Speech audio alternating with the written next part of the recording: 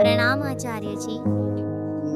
राणी लक्ष्मीबाई कसं काय इतकं लढत गेल्या आणि नंतर कशा हरल्या?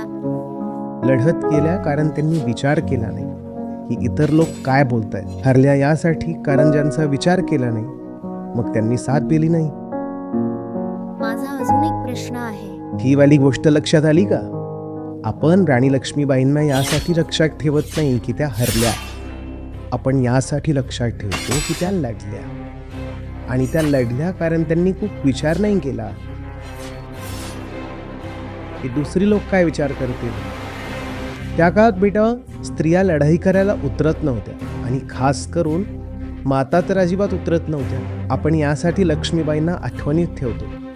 आणि समोर हे उभे आहेत, हे मोठमोठे इंग्रज आपली सर्व शस्त्रे घेऊन, आणि त्यांनी सांगितलं होतं की तुम्ही इथून बाजूला व्हा. ते तर राणीसोबत तह करायला सुद्धा तयार होते. म्हणाले तुम्हाला इतका पैसा वगैरे देऊन टाकू, तुमचं आयुष्य मस्त चालेल. त्या म्हणाल्या नाही, मी माझी झाशी देणार नाही. हरल्या का? कारण बेटा बाहेरच्या जगात जिंकण्यासाठी गरजेचं असतं की इतरांनी सुद्धा सपोर्ट करावा.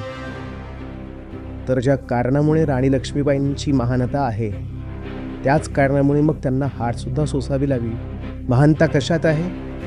मी कोणाचाही विचार नाही केला. म्हणाल्या मला जे योग्य वाटतंय ते मी करीन, मुलाला पाठीवर बांधून लढीन. तर हार मान्य आहे, खोट्यासमोर झुकणं मान्य नाही, अन्याय सोसणं मान्य नाही. आता हे सर्व खूप काही मोठमोठ्या गोष्टी, अवघड शब्द झाले आहे. आता तू हळूहळू मोठी होशील. आज आपली जी गोष्ट झाली आहे ना, हिला अजून ऐक. मोठं होताना ऐकत जा, घर 6 महिन्यांनी ऐक. बेटा इतकं लक्षात आलंय का की जी गोष्ट योग्य आहे ती करायची आहे? इतकं आलं लक्षात? जी गोष्ट योग्य आहे ती नक्की करायची आहे, भले कोणी कितीही घाबरवू दे. घाबरायचं नाहीये, ठीक आहे?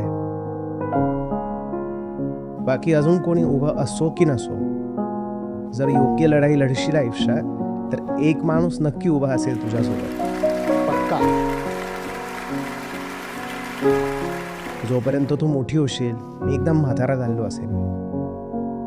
With you. In the right battle, always. Welcome.